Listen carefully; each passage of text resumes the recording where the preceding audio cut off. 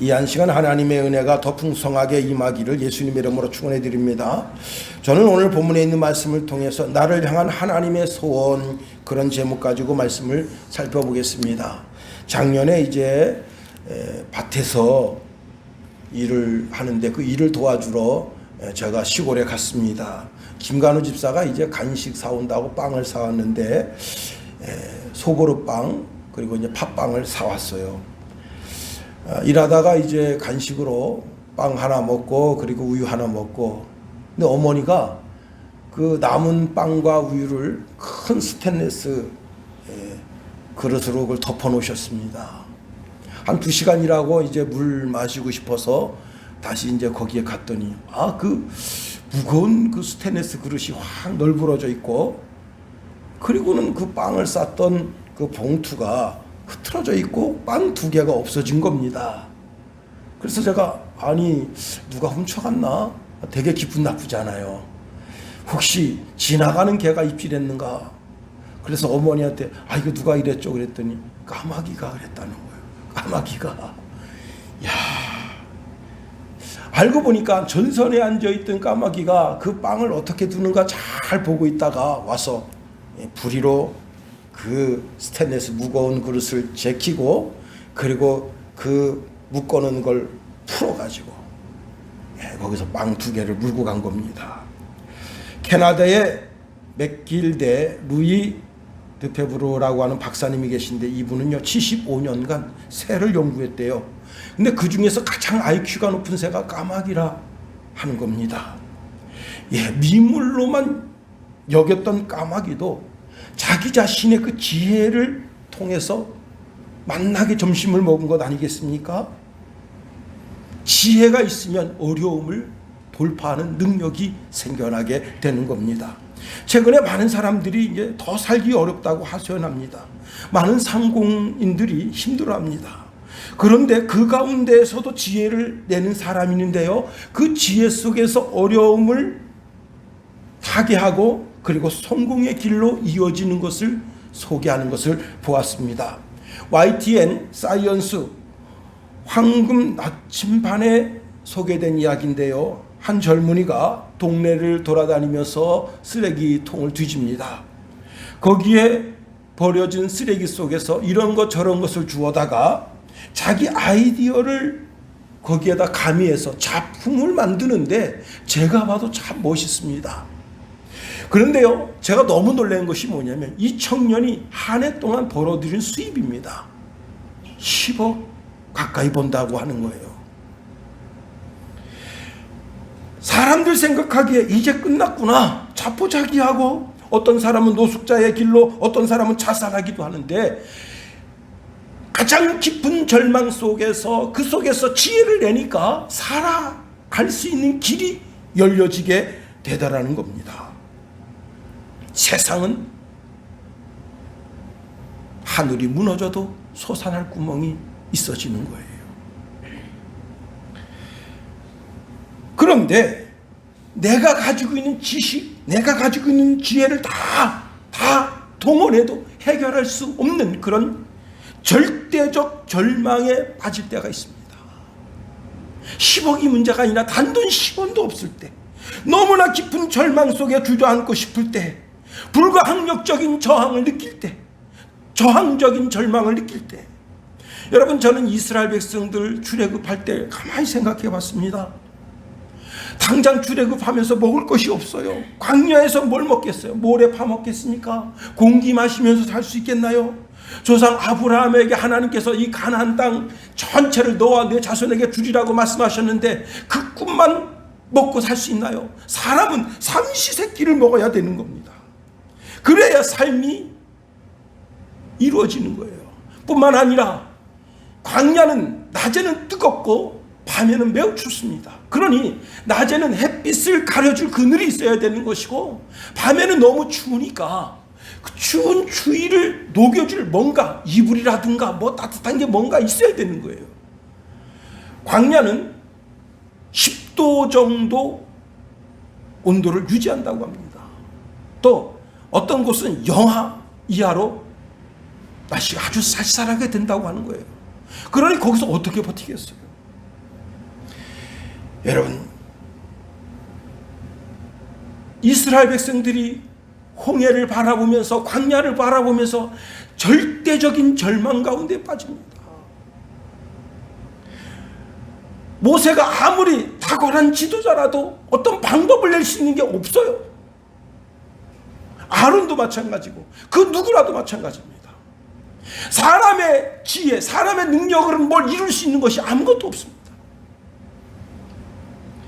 그러나 하나님은 모래알보다도 더 많은 방법을 가지고 계십니다.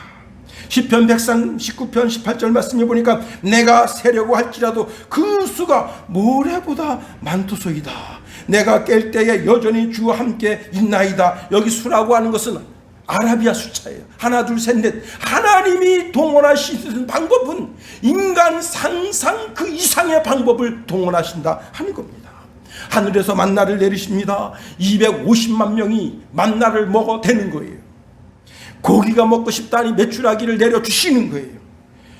비가 오지도 않는데 반석에서 샘물을 내어주시는 거예요. 너무 날씨가 뜨거우니 구름 기둥을 예비하시고 너무 추우니 불 기둥을 예비하시고 그들 광야 40년 동안 생활하는데 조금도 부족함이 없도록 그들을 인도해 내시는 겁니다. 우리가 절대적인 절망 가운데 빠졌다면 지금 이 시간 하나님을 바라보는 저와 여러분이 될 수 있게 되기를 예수님의 이름으로 축원해 드립니다.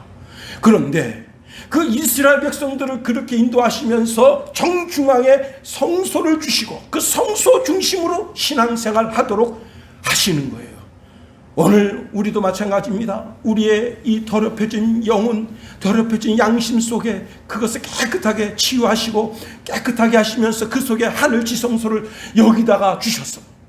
성령께서 내 속에 내주에 계시면서 나를 선하게 인도하고 계시다는 사실입니다. 코로나 시대에 우리가 목숨 걸고 하늘 지성소를 바라보고 신앙생활 해야 할 줄 믿습니다. 지금 정부에서 집합 금지 명령을 내리고 있습니다. 그래도 예배하면서 사는 거예요. 혹 죽은들 천국 가는 거 아니에요. 코로나에 걸려서 이 땅의 운명이 다 하는 날, 우리의 수고와 우리의 질고와 고통이 다 끝나는 날 주님이 우리를 품에 안아주신다. 그러니 우리는 예배에 목숨 걸어야 되는 거예요.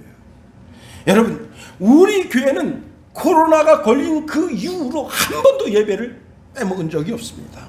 주일 예배, 오후 예배, 수요 예배, 금요 예배, 새벽 예배. 그렇습니다. 왜? 우리의 삶이 하나님에 대한 예배이기를 우리는 소망하기 때문에 그런 거예요. 대한민국 교회가 왜 약해지고 있습니까? 예배가 약해지기 때문에 그런 거예요. 우리의 신앙이 왜 약해지고 있습니까? 예배가 약해지기 때문이에요.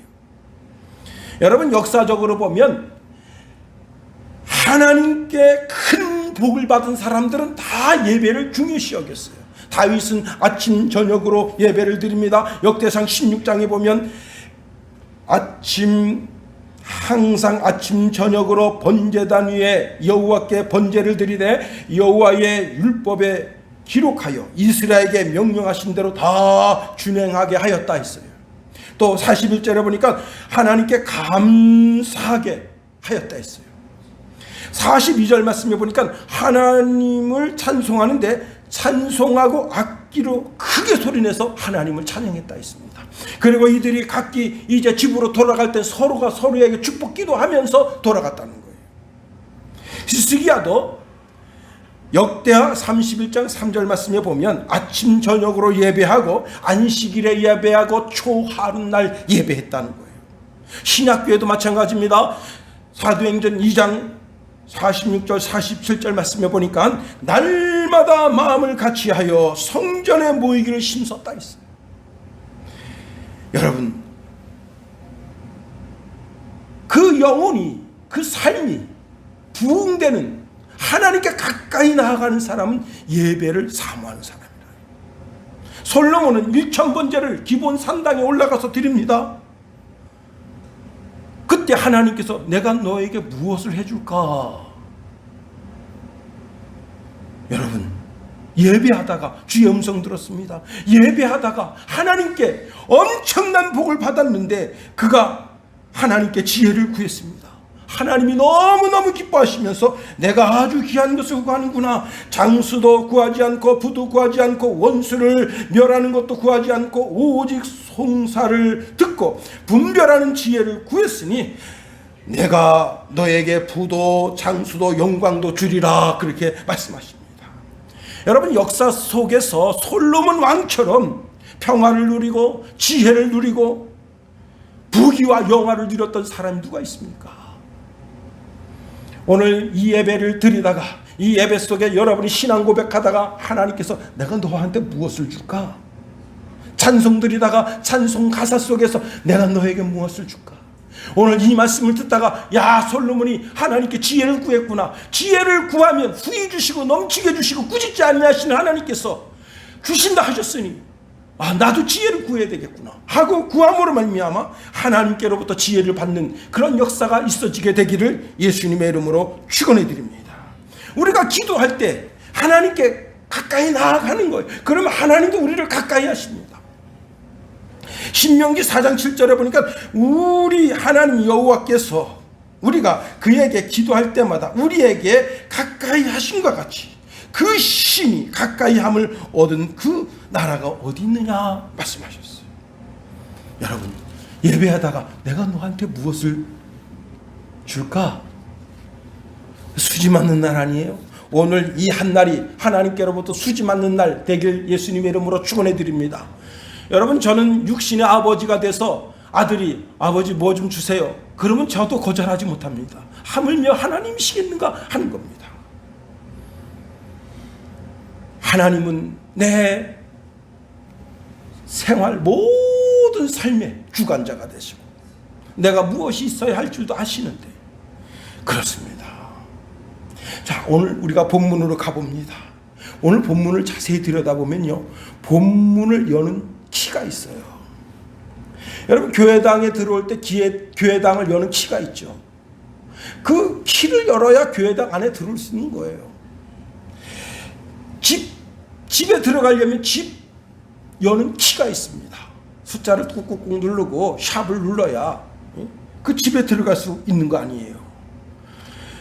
그런 것처럼 오늘 본문을 여는 귀한 키가 있어요. 키와 같은 말씀이 있어요. 이 말씀은 온 우주를 여는 키와 같고 이 말씀은 성경 전체를 여는 키와 같아요. 그게 바로 9절 말씀입니다. 우리 한번 9절 말씀을 다 같이 한번 읽어봅니다. 9절 시작.